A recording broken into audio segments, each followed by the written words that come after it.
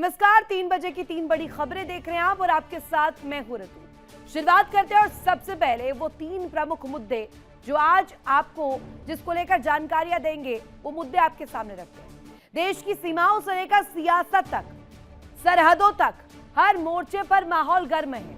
एक तरफ पाकिस्तान अधिकृत कश्मीर में गुस्से का ज्वालामुखी फूट रहा है, जहां जनता अब इस्लामाबाद के खिलाफ खुलकर सड़क पर उतर गई है, तो दूसरी तरफ मिडिल ईस्ट में अमेरिका के हमले के बाद ईरान के हुंकार ने दुनिया की धड़कनें बढ़ा दी है। और इधर बंगाल में अवैध मदरसों को लेकर शुरू हुए बड़े एक्शन ने सियासी तापमान को और उबाल पर पहुंचा दिया है। पीओके में लोग पूछ रहे हैं कि आखिर कब तक उन्हें अधिकारों से वंचित रखा जाएगा। पाकिस्तान की सत्ता के खिलाफ सड़कों पर उतरती भीड़ बता रही है कि हालात सिर्फ खराब नहीं, विस्फोटक हो चुके हैं। उधर मिडिल ईस्ट में अमेरिका के वार के बाद ईरान ने जिस अंदाज में जवाबी चेतावनी दी है, उसने पूरी दुनिया को अलर्ट मोड पर ला दिया है। सवाल सिर्फ हमले का नहीं, सवाल उस जवाब का है जो किसी भी वक्त पूरे क्षेत्र को युद्ध की आग में झोंक सकता है। और अब इसके बाद बात बंगाल की करेंगे। तीसरी खबर बंगाल से जुड़ी, जहां अवैध मदरसों को लेकर शुरू हुआ ऑपरेशन राजनीतिक भूचाल बन गया है। आज सवाल कई हैं, क्या पीओके में पाकिस्तान के खिलाफ बगावत की नींव पड़ चुकी है? और क्या अमेरिका और ईरान के बीच टकराव दुनिया को नए संकट की तरफ धकेल रही है? क्या बंगाल में अवैध मदरसों पर कार्रवाई सियासी संघर्ष का सबसे बड़ा मुद्दा बनने जा रही है? इन्हीं सब बड़ी सवालों पर और बड़े खबरों पर आपको एक एक जानकारियां देंगे। शुरुआत करते हैं 3 बजे की 3 बड़ी खबरों का।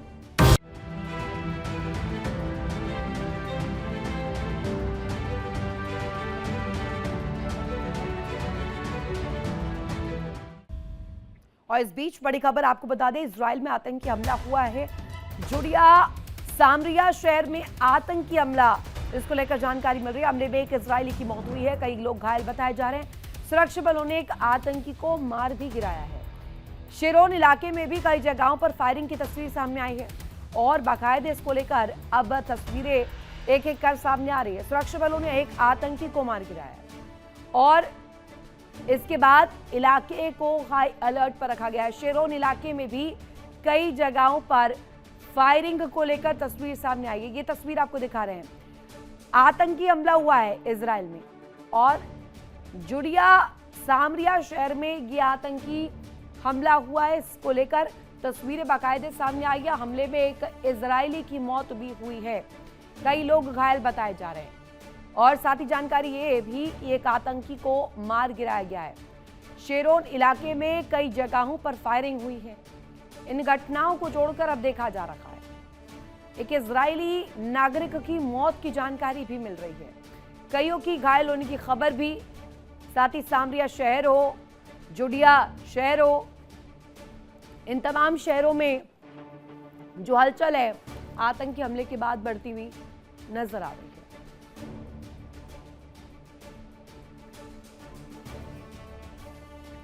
और इस बीच एक और बड़ी खबर आपको बता दें, पीओके में विरोध प्रदर्शन से पाकिस्तान डरता हुआ नजर आ रहा है। प्रदर्शन दबाने के लिए मुनीर ने आतंकी लश्कर-ए-तैयबा को उतार दिया है। लश्कर-ए-तैयबा को पीओके में तैनात किया गया है। प्रदर्शन रोकने के लिए आतंकियों को उतारने का सहारा लेना पड़ा। इलाकों में हथियार लेकर के आतंकी बाकायदे घूमते हुए नजर आए। मुनीर ने पाक सेना को भी पीओके में उतार दिया है। जेएसी पाक सरकार और सेना का ये पूरा रूप आप देखेंगे, ये विरोध करते हुए नजर आ रहे हैं। पाक सरकार की दमनकारी नीतियों को लेकर विरोध दरअसल किया जा रहा था, अब आतंकियों को उतारना पड़ा है। ये नौबत आन पड़ी है पाकिस्तान की। अगर बात जेएसी की करें तो यहां पर लगातार जो विरोध की तस्वीर सामने आ रखी है, जो बगावत है, वो कहीं ना कहीं भारी पड़ रहा है और इस इलाके में बाकायदे आतंकियों को उतारना पड़ गया है। गुस्सा बेकाबू इस वक्त बताया जा रहा है। दशकों से चली आ रही है तस्वीर, दशकों से पलता यह गुस्सा अब धीरे धीरे विरोधजनक स्वरों में उबलती हुई तस्वीर को दिखा रहा है कि पीओके में इस वक्त जनता लगातार सवाल कर रही है। और इसी को लेकर एक और बड़ी खबर सामने आ रही है, बड़ी जानकारी आपको दे दे। पीओके में पाकिस्तानी सेना के खिलाफ बगावत के सुर देखने को मिल रहे हैं। आसिम मुनीर के खिलाफ पीओके में उबाल, पीओके में फौज के खिलाफ जनता का गुस्सा फूटता हुआ नजर आ रहा है। रावलकोट में आसिम मुनीर के खिलाफ प्रदर्शन, पाक सेना पर गोलीबारी के आरोप भी लग रहे हैं। पीओके में सड़कों पर हजारों लोग उतरे हुए बताए जा रहे हैं। प्रदर्शनकारियों और सुरक्षा बलों में टकराव हुआ। रावलकोट में हिंसा, कई घायल भी बताए जा रहे हैं।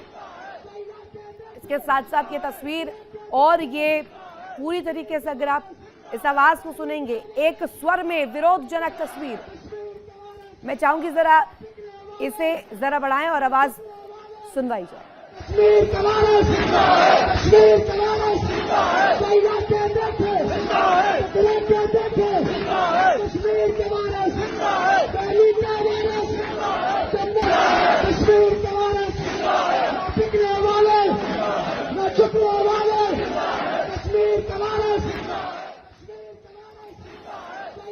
ये आप सुन रहे होंगे वहां के लोगों के बीच बगावत किस कदर नजर आ रही है और लोग लगातार प्रश्न पूछ रहे हैं। जिस पाकिस्तान ने दशकों तक पीओके को अपनी जागीर समझा, आज उसी पीओके की सड़कों पर गुस्से का लावा लोगों का फूटता हुआ नजर आ रहा है। बात महंगाई की करे, बेरोजगारी की करे, बिजली संकट की करे, राजनीतिक उपेक्षा की करे, तो इन तमाम चीजों से परेशान लोग अब खुलकर इस्लामाबाद के खिलाफ आवाज उठा रहे हैं। दरअसल स्थानीय संगठन संयुक्त आवामी एक्शन कमेटी JAAC पर प्रतिबंध लगाए जाने के बाद बड़े पैमाने पर विरोध प्रदर्शन शुरू हुए। प्रदर्शन में शामिल कई लोगों को पुलिस ने हिरासत में लिया, जिससे इलाके में नाराजगी और ज्यादा बढ़ गई। हालात ऐसे बन गए कि पाकिस्तान सरकार को अपने ही कब्जे वाले इलाके में भारी सुरक्षा बल तैनात करनी पड़ी। सवाल सिर्फ विरोध प्रदर्शन का नहीं है, सवाल उस नाराजगी का है जो कि सालों से दबाई जा रही थी और अब खुलकर सामने आ रही है। पीओके के लोग पूछ रहे हैं कि आखिर उनके संसाधनों का फायदा किसे मिल रहा है, क्यों विकास के नाम पर सिर्फ वायदे किए जा रहे हैं और क्यों हर बार उनकी मांगों को सुरक्षा और राजनीति के नाम पर दबा दिया जाता है। सबसे बड़ी चिंता पाकिस्तान के लिए ये कि ये गुस्सा अब स्थानीय मुद्दों तक सीमित नहीं रहा है। कई जगहों पर लोग राजनीतिक अधिकारों, स्वशासन और अपने भविष्य को लेकर के भी बड़े सवाल खड़े कर रहे हैं। यही वजह है कि इस्लामाबाद की सत्ता के गलियारों में बेचैनी बढ़ती हुई नजर आ रही है। ऐसे में सवाल उठने लगे कि क्या पीओके में असंतोष की यह आग और ज्यादा भड़केगी? क्या पाकिस्तान अपने ही कब्जे वाले इलाके में भरोसे का संकट झेल रहा है? और क्या पीओके का गुस्सा आने वाले दिनों में पाकिस्तान के लिए सबसे बड़ी राजनीतिक चुनौती बनने वाला है? अब इसी को लेकर तस्वीर भी आपको दिखा रहे हैं। यहाँ JAAC पर प्रतिबंध के बाद विरोधजनक तस्वीर कैसी दिखाई दी है, प्रतिक्रियाएं क्या सामने आई है, वो भी आपको सुनवाते हैं। कल रात जो हमारे साथ वाकया पेश आया, आप सारों को उसका इल्म हो चुका है कि एक हम जब खाईगला से वापस आ रहे थे तो दहशतगर्दाना कार्रवाई की गई। दोनों तरफ से रेंजर और CPC ने हमारा गिराव करके हम पे फायरिंग की। वो स्ट्रेट फायरिंग करते हुए जिसमें हमारे जख्मी भी हुए, मैं भी जख्मी हुआ और हमारा एक दोस्त भाई उस्तैदी का जानदार किरदार शाजिद हबीब वो वहां पे शहीद हुआ और इसी तरह और साथी भी जख्मी हुए। और 9 तारीख को पाकिस्तान के हुक्मरानों से हम कहते हैं, लाओ, अगर हमारा हक मलकियत नहीं दे सकते, हमारा हक हुक्मरानी नहीं दे सकते, तो हम बच्चे थे, हमने सुना था पाकिस्तान में एक एटम बम बना है जो हिंदुस्तान के मारने के लिए है, कश्मीरियों के तहफ़्फ़ुज़ के लिए है। नहीं काम आया, नहीं काम आया। हक मलकियत, हक हुक्मरानी नहीं दे सकते तो मार दो, आजाद कश्मीर पे खत्म कर दो एक ही बार। तुम्हारा भयानक चेहरा पूरी दुनिया देख ले, तुम्हारा बयान। यहाँ कैंपों में जलील करते हो, यहाँ गलियों में मोहल्लों में जलील करते हो, यहाँ जो बेरोजगारी में जलील करते हो, यहाँ लाकानूनियत में जलील करते हो, तो लाओ एक एटम बम का गोला हम पे मार दो, बात खत्म हो जाएगी। तो ये गुस्सा और ये विरोधजनक तस्वीर आपने देखी, प्रतिक्रियाएं आपने सुनी। लगातार शहबाज सरकार पर बड़े सवाल किए जा रहे हैं। पूछा जा रहा है इस्लामाबाद से कि क्या हुआ उन वायदों का जो किए गए थे, उन बड़े बड़े दावों का जो अब धता साबित हो रहे हैं। इसी पर ज्यादा जानकारी के लिए सीधे रुख करते संवाददाता नासिर खान का हमारे साथ जुड़े हुए हैं। नासिर, पाकिस्तान जो कि गीदड़ भभकिया भारत को दिया करता है, अलग अलग पहलुओं पर डिप्लोमेटिक गुरु बनकर उभरना चाहता है, एक मध्यस्थ की भूमिका में खुद को देखता है, लेकिन अपने देश के भीतर क्या हो रहा है वो तो संभालना छोड़िए। जिस कश्मीर पर दावा ठोकता आया है, दशकों से जो वहां का गुस्सा था, जो दबाने की कोशिश की गई थी, अब पूरी तरीके से लार्वा की तरफ हट चुका है।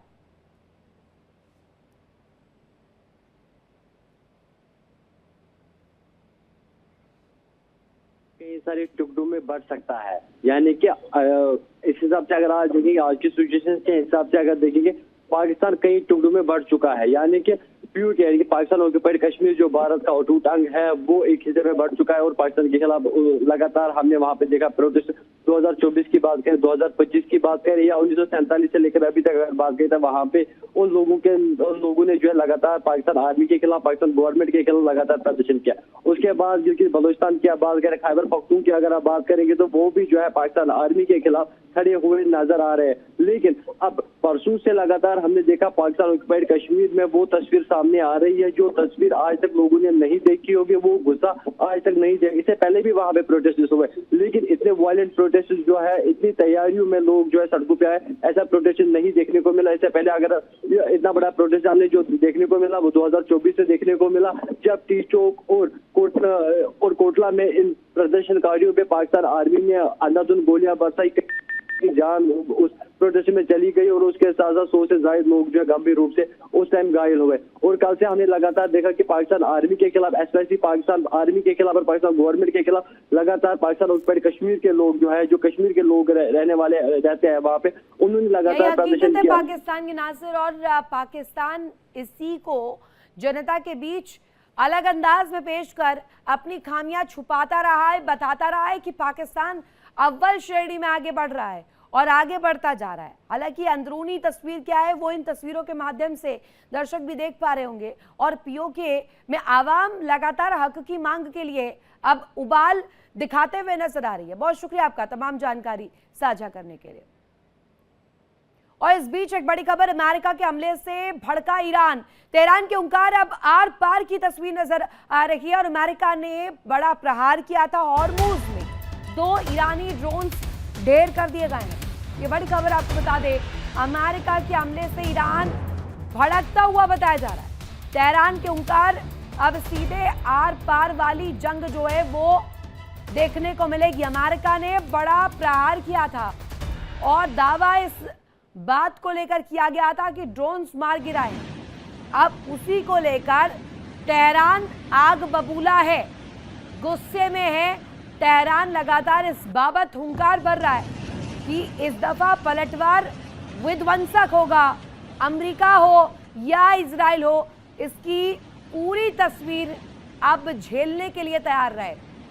डोनाल्ड ट्रंप जिस तरीके से लगातार धमकियां दे रहे हैं, या अमेरिका की तरफ से जो सीज़फायर का उल्लंघन किया गया है, ये महंगा साबित होगा।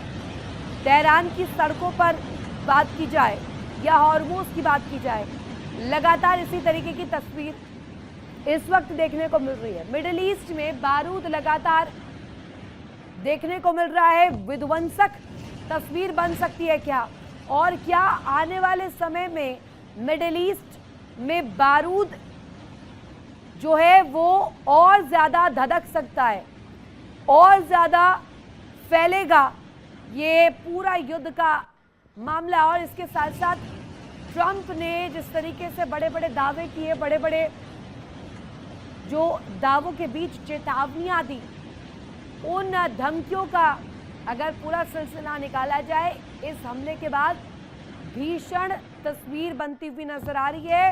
भीषण साइकोलॉजिकल तौर पर भी, यहाँ पूरी जंग की स्थिति में भी तेहरान अब इस बात को लेकर के बहुत ज़्यादा आक्रामक नजर आ रहा है। हमला जो किया गया अमेरिका द्वारा, इससे ईरान भड़का हुआ बताया जा रहा है। पहले सुप्रीम लीडर को एलिमिनेट किया गया, बाकायदे पहले कहर बरपाया गया, उसके बाद एक एक करके तमाम उन प्रोग्राम्स का जिक्र किया गया, चाहे वो न्यूक्लियर तौर पर हो या हॉर्मूज की तस्वीर को दिखाना हो। अब तेहरान ने आर पार का ये जो पूरा मन बनाया है उसकी तस्वीर दिखाई दे रही है। और सीधे रुक करते हैं न्यूज़ रूम का। मेरे साथ मेरे कलीग आशीष मुझे ज्वाइन कर रहे हैं ज़्यादा जानकारी के लिए। आशीष, मिडिल ईस्ट की तस्वीर अगर हम देखें, वहाँ लगातार बारूद नजर आ रहा है, विध्वंस ही विध्वंस इस वक्त देखने को मिल रहा है। और इस बीच तस्वीर आती है एक तरफ धमकियों का दौर, दूसरी तरफ सीजफायर टूटना और तीसरी तरफ अब ये हमला। तेहरान अब आर पार के मूड में। आशीष, बिल्कुल, ये अभी से नहीं, ये करीब करीब आप देखिए कि 3 से 4 महीने का वक्त जो है खत्म होने वाला, और अभी भी कोई सुलह या कहीं रास्ता जो है निकलता हुआ नजर नहीं आ रहा है। ऐसे में बार बार हमला करना वो कहीं ना कहीं सीजफायर का उल्लंघन होता हुआ नजर आता है। अब एक बार फिर से मिडिल ईस्ट की हम बात अगर कर रहे हैं, पश्चिम एशिया की अगर हम बात करें, तो वहां पर मिडिल ईस्ट की हम जो बात करें वहां पर हमले अब लगातार बढ़ते जा रहे हैं, चाहे वो अमेरिका की तरफ से केशन द्वीप को लेकर हमले किए जा रहे हो, या फिर ईरान की तरफ से जो हर बार ड्रोन वाली कहानी निकलकर सामने आ रही है। ऋतु की ड्रोन जो है वहां से वन वे ड्रोन जो है भेजा जा रहे हैं और उसे अमेरिका मार गिराने का दावा करता है, सेंटकॉम जो है मार गिराने का दावा करता है। ये दिखलाता है कि एक तरफ आप एक साथ दो रास्तों पर चलने की कोशिश कर रहे हैं। एक तरफ बातचीत वाली कहानी है, एक तरफ प्रेशर क्रिएट करने की कहानी है, जिसमें ईरान को हर तरीके से या हर एड़ी चोटी का जोर लगाकर अमेरिका चाहता है कि ईरान जो है घुटनों पर आ जाए, लेकिन ईरान भी पलटवार कर रहा। अब ऐसे में एक बार फिर से जब ये हमला किया गया तो ईरान ने साफ तौर से ये कह दिया है कि ये सीजफायर का उल्लंघन जो है वो किया जा रहा है। ऐसे में अगर कोई और इससे ज्यादा स्थिति खराब होती है, यानी आप समझिए कि चेतावनी देता हुआ नजर आ रहा है या धमकी देता हुआ नजर आ रहा है कि अब इसके बाद अगर कोई स्थिति खराब होती है या किसी तरह के और ज्यादा हमले खासकर स्ट्रेट ऑफ हॉर्मुज की अगर हम बात करें वहां पर देखने को मिलते हैं, तो उसके लिए पूरी तरह से अमेरिका जिम्मेदार होगा।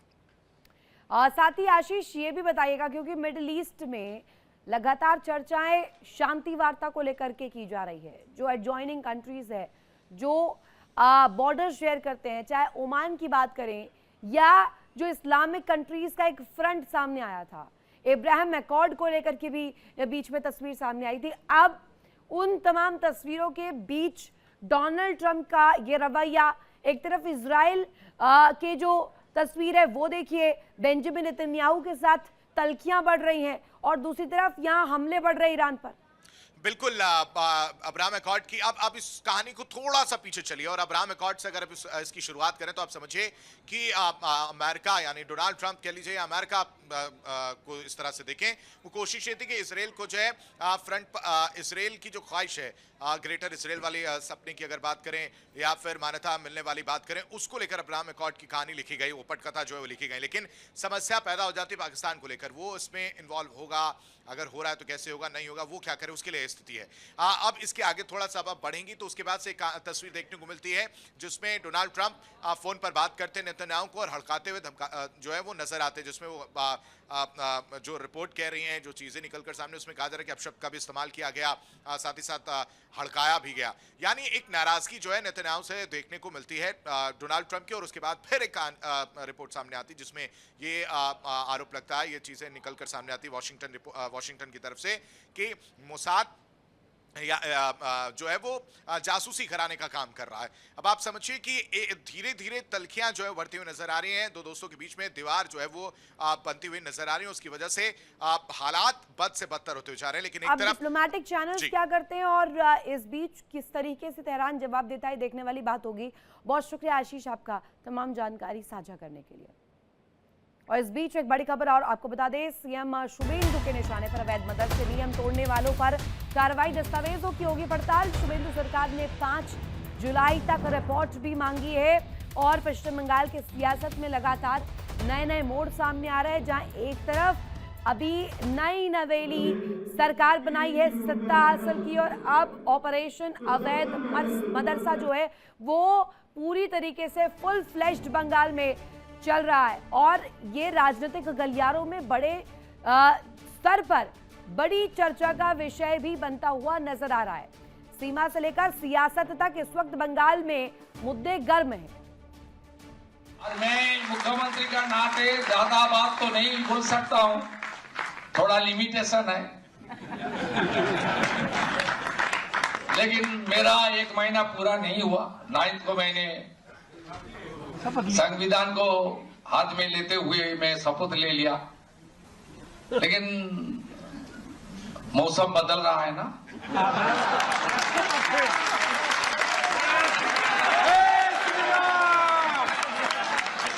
आने वाला दिन में और भी अच्छा होगा। बंगाल की जो टेरिटरी है वैसे ही बहुत मोस्ट सेंसिटिव है और बांग्लादेश से सटा हुआ हिस्सा होने के कारण बांग्लादेशी घुसपैठियों ने जिस तरह से पिछले कुछ वर्षों में खासकर जो तांडव मचाया है, देश की अस्मिता को और देश की संप्रभुता को चुनौती देने का तक का काम किया है, तो ऐसे में ये मदरसों का सर्वे निस्संदेह सरकार शुभेंदु सरकार का एक स्वागत कदम है और इसका सभी लोगों को स्वागत करना चाहिए। बच्चों का भविष्य जो है ना, वो देश का भविष्य है, उसके साथ किसी भी तरह का खिलवाड़ कहीं भी बर्दाश्त नहीं किया जाना चाहिए। देखिए, जो मुस्लिम कट्टरपंथी हैं, जो कहने को तो उनका नाम मौलाना है, काम उनका सिर्फ भड़काना है और ये इनका एक एजेंडा होता है।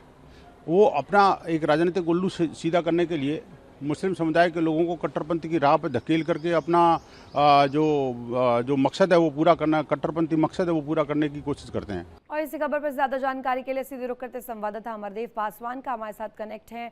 अमरदेव, अगर बंगाल की बात करें, अभी 1 महीने पूरे नहीं हुए हैं, शुभेंदु अधिकारी इस बात को दर्शाते हुए, इंडिकेट करते हुए नजर आए कि महीना पूरा नहीं हुआ है, लेकिन यहाँ फिजा में मौसम बदलने लगा है।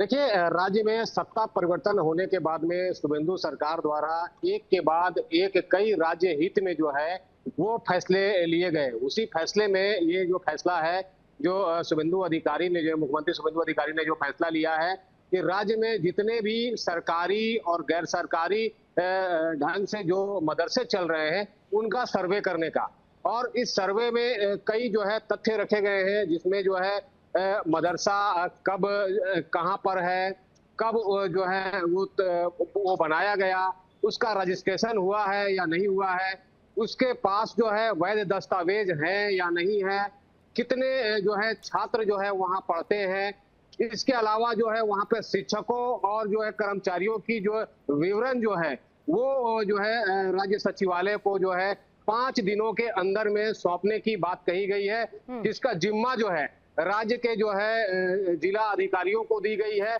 और उसी जो है अब ये ऑपरेशन जो अवैध मदरसा का शुरू किया गया है, ये आगे लगातार बढ़ रहा है और तमाम इलीगल मदरसों को खंगाला जा रहा है, जांच पड़ताल की जा रही है और एक डिजिटलाइज्ड और एक वैध डेटा का जो पूरा प्रारूप है वो भी रेडी किया जा रहा है। बहुत शुक्रिया आपका तमाम जानकारी साझा करने के लिए। और इसी के साथ यहाँ रुकेंगे छोटे से ब्रेक के लिए। ब्रेक के उस पार भी खबरें लगातार जारी है। इंडिया डेली आपके स्मार्ट टीवी पर मौजूद है। देखिए इंडिया डेली 24/7 अब आपके स्मार्ट टीवी पर। इंडिया डेली मौजूद है सभी डिजिटल प्लेटफॉर्म पर लाइव और लगातार। इंडिया डेली 24/7 हर दिन राष्ट्र को समर्पित।